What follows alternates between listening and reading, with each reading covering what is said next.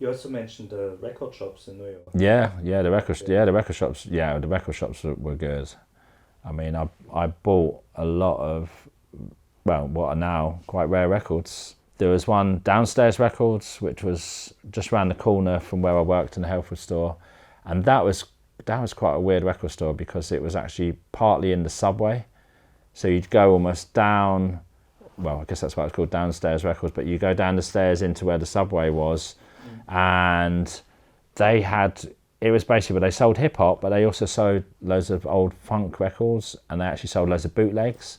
So loads of bootlegs kind of came through that shop, yeah. But there was this guy called Lenny who used to work there, and there's a whole series of records called Ultimate Breaks and Beats, which I don't know if yeah.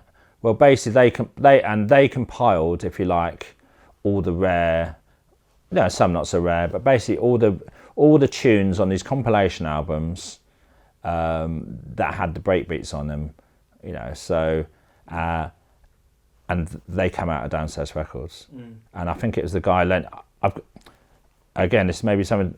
He also did a series called Octopus Breaks, which might have been before the Ultimate Breaks and Beats, but a lot of that stuff come out of the Downstairs Records. So if you like, that was where, yeah, some of them classic breakbeat records started coming out on these compilations. So you could find that sort of stuff in there. That was an amazing shop for that, as well as what you'd find in New York is I got loads of old rare funk and soul records that'd be still sealed, and they'd be like $6 sealed from 1974. You know, luckily you could still find that sort of stuff there.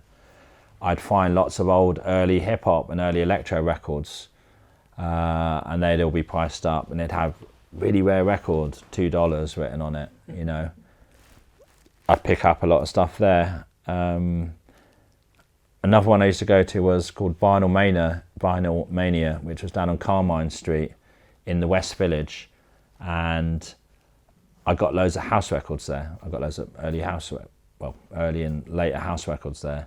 But that was round the corner from Paradise Garage, and apparently that was the one that basically a lot of the punters after Paradise Garage would go in and would buy all the, you know, the records that they heard, or, you know, if they were out at that point that Larry Levan had played the night before. So yeah, it was a gold mine for records.